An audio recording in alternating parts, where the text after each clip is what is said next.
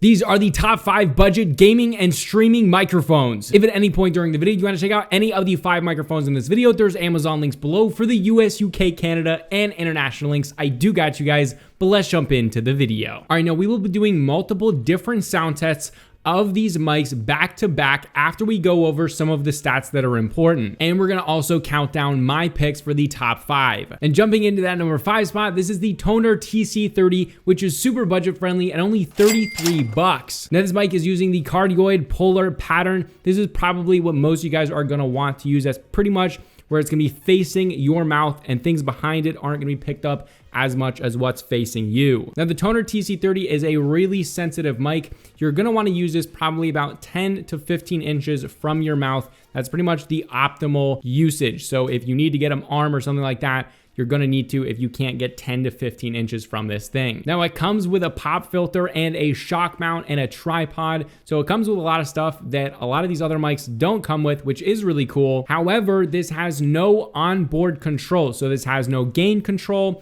This has no headphone jack, so you can't plug headphones directly into this mic. So that's kind of a bummer. Basically, the only thing on this is a USB-C port, and that's what you use to plug in a USB-C to USB Type A onto your PC or whatever you're using. But this is a quite sensitive mic, so when actually using this, you're definitely gonna have to go into your PC settings and adjust the gain there. If you don't adjust the gain, this thing will peak heavily. The frequency response range is between 20 hertz and 20,000 hertz. The sample rate is 48,000 with a bit rate of 16 bits. All right, but moving on to the number 4 spot, this is the MAONO PM461TR coming in at only 26 bucks. So this thing is even more budget friendly than the TONOR. This again uses the cardioid pattern. This comes with a tripod and a foam windscreen, and it uses USB Type B for connection. This does have onboard controls for gain, but it does not have a headphone jack. So you cannot plug in your headphones directly into this mic, but you do have onboard gain control, which is really awesome to see at this very low price point. This has a sample rate of 192,000 hertz with a bit rate of 24 bits. Moving on to the number 3 spot, this is the ROCCAT Torch coming in at 100 bucks. This thing is on the top end. This is the most expensive mic on the list, but it's got quite a lot of really cool features. Now, as far as polar patterns, this mic has not only cardioid, but it also has stereo and their own mode, ROCCAT's own mode, called Whisper. And those are the different pickup patterns. So you have 3 different ones to choose from. Now to get the best audio when using cardioid, you have to be fairly close to the mic, but I don't think that's much of a problem. You just have to make sure that you're not too far away from it. All right, now the controls are really, really cool. So firstly, you have a knob that will switch between turning it on and off if it's always plugged in, and all of the different patterns. So you have cardioid, you have stereo, and then you have that whisper mode, and that switches between all of those 3. You then have a volume knob for your headphones, and that also functions as a press in, press out for mute. And then the really cool thing is you actually have a slider for gain, which is really nice and smooth, feels really cool doing it, and it is probably the most precise and easy to use to quickly adjust gain, although it's really just there as a kind of luxury feature, but I really like it. Beyond that, on the top of the mic, there's like this touch sensitive little bar that you kind of swipe and it sends it to mute. And then if you swipe it back, it'll unmute it, which is kind of cool. Now this plugs in via USB-C to your PC. You also have a 3.5mm headphone jack if you want to plug in your headset. Now this doesn't actually have to be connected to that base with all the controls on it. You can actually mount this on a boom arm if you want to and take it off of that. So the USB-C is actually in the back of the mic rather than just in the bottom of the control box. There's one there, but you actually connect it with a wire to that, so that is kind of cool. But yeah, the overall build quality of the mic itself is really strong and solid with a lot of metal. Now this has an integrated windscreen, but it's not the best, and I definitely would recommend a pop filter if you are going to be using this mic. Now as far as sampling rate, this has a 48,000 hertz sampling rate with a 24-bit rate. But moving on to the number 2 spot, this is the FIFINE K678 coming in at 51 bucks. Now this has a cardioid pickup pattern with no adjustability for different pickup patterns. Now with this mic, you can be fairly close or far away with it. So even if you're even a foot or a foot and a half away, it'll definitely still be able to hear you. This is a very sensitive mic. All right, now controls are pretty good with a mute button in the front with a little LED. And then on the back, you have a gain knob and you have a headphone volume with a headphone jack underneath the mic, which obviously is really nice to have. So the controls are good, pretty basic. You get no pickup pattern differences. You don't get a whole lot of customizability there, but again, most of you guys are probably gonna be using that cardioid pickup pattern. Now, this does not come with a pop filter or a windscreen, so if you get this, I would definitely recommend a pop filter or a windscreen with this, because you don't want to get those pops when you're recording stuff. But the overall build quality is really good, with a ton of metal on the actual mic itself and on the base. This is a super heavy mic, and this uses mini USB for connection. As far as frequency response, this has from 40 to 20,000 hertz. This has a 48,000 hertz sample rate with a 16-bit bit rate. Now, moving on to the number 1 spot, the best mic on this list. This is the Movo UM700, coming in at only 70 bucks. This is absolutely the best mic on the list, and it's not even the most expensive. Now, as far as pickup patterns, this has cardioid, bidirectional, and omnidirectional modes. Now, most of the time you will just use cardioid, but it's really cool to have these options. All right, now this has a ton of controls. On the front of it, it has a mute button with an LED, and it also has a headphone volume button. You do have a 3.5mm headphone jack in this thing, so you can plug your headphones into it. This obviously also has a pattern knob, and all of them have really, really nice clicks in between. And this has a gain knob. So you got pretty much everything you need dedicated on the actual mic itself. And this mic uses micro USB for connection. Now, this comes with a windscreen, and in my experience, you won't need a pop filter for this mic, and you'll hear that in the sound test really coming up very soon. The frequency response is from 20 hertz all the way up to 20,000 hertz with a 16-bit bit rate and a 48,000 hertz sample rate. Now that we've rounded up all the specifics, let's get into the actual mic tests that I've put together. At this point in the video, if you want to go check out the stats for yourselves, again, there's Amazon links below, but let's get into the mic tests. The first one is testing the noise floor. So back to back, you'll see on screen the different noise levels next to my PC running just about 1 or 2 feet away. You'll be able to hear the hum just from the normal mic, as well as how well or not well it picks up everything else going around it. So take a listen.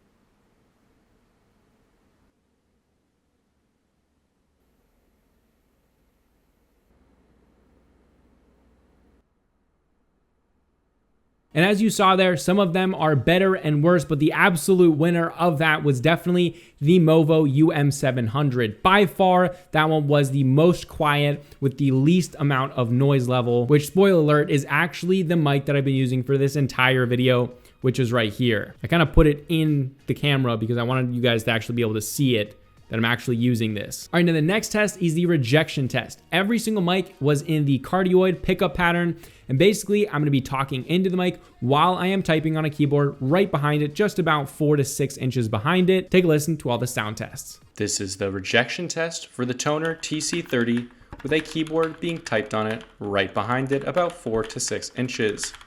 This is the MAONO rejection test with a keyboard typing about 4 inches behind it. That's the rejection. This is the rejection test with the ROCCAT, again with a keyboard typing about 4 inches behind the microphone.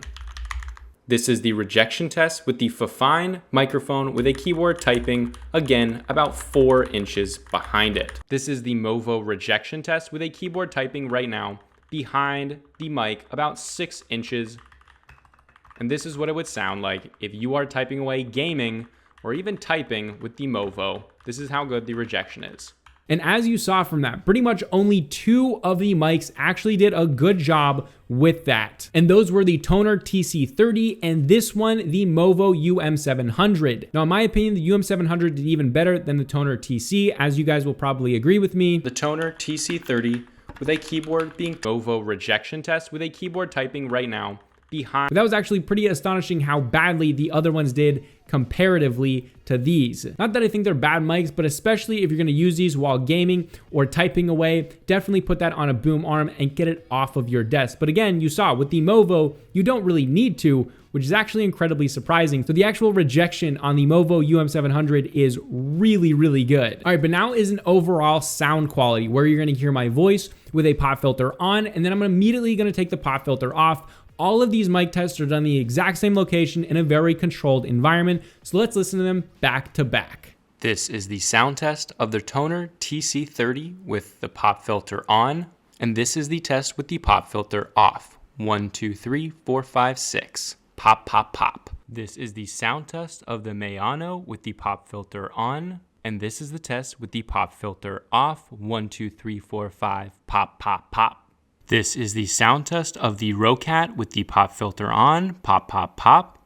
And this is the sound test of the ROCCAT with the pop filter off. Pop, pop, pop. This is the mic test of the FIFINE with the pop filter on. Pop, pop, pop. And this is the mic test of the FIFINE with the pop filter off. Pop, pop, pop. This is the mic test of the Movo with the pop filter on. Pop, pop, pop. And this is the mic test of the Movo with the pop filter off. Pop, pop, pop. All right, so let's go over that. So the TONOR TC30, I like the sound. I think it's nice and crisp, especially for that price point, but it's so sensitive all the time that it's much harder to get dialed in correctly. And even though it sounds clear, it sounds a little bit muddy for my taste. Now, moving on to the MAONO, that thing's actually really surprising for the price with having a gain knob. I mean, that thing is like 26 bucks. Pretty surprising sound quality. If you guys' budget is super, super low, that is a really good mic, especially for only 26 bucks. It's quite good and it has a gain knob. So overall, definitely not as clear as the TONOR.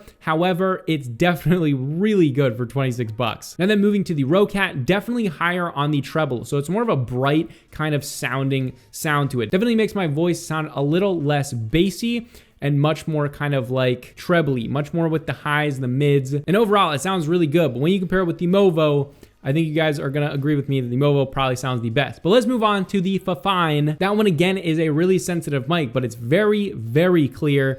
And you can hear yourself from quite a far distance away. But I really, really do like that mic. However, the Movo is just better for only a little bit more. And as you guys heard, out of all of those, I think this one is definitely the most natural sounding. I think it puts together the bass tones, the treble is nicely. It's not too clear and crisp. It's also nice enough where if you're doing something like YouTube videos, you can go in there and kind of edit around your EQs a little bit and like fine tune it. But yeah, especially with having the onboard mute, the headphone controls, and everything else actually on the mic, I really like the ROCCAT because it had all those controls, but again, it's on that little platform. So if you mount it to like a mic arm, you're not gonna have that. This one for like something like streaming is really good because it has all of that stuff, all the gains, all the volume, and even your pickup pattern all on this thing. So yeah, overall, I think any of these mics would be fantastic for gaming and streaming and some YouTube videos. Again, if you want to check out any of the 5, there's Amazon links below for the US, UK, Canada, and international links. I do got you guys. But yeah, really impressed with the Movo, but I loved every single one of these mics, and I think they're a really good price depending on your budget. So you don't have to spend 70 bucks. If you don't have 70 bucks, go get the TONOR, but I would think I would recommend more the MAONO just because I think it's an easier mic to use and kind of dial in, and it's so cheap, guys. But yeah, this is a consumer tech review. If you guys enjoyed this video and it helped you out, help me out and throw a like below. And if you enjoy other videos like this, I do a ton of them, so please consider subscribing below. But this was consumer tech review, and I'll see you guys in the next video.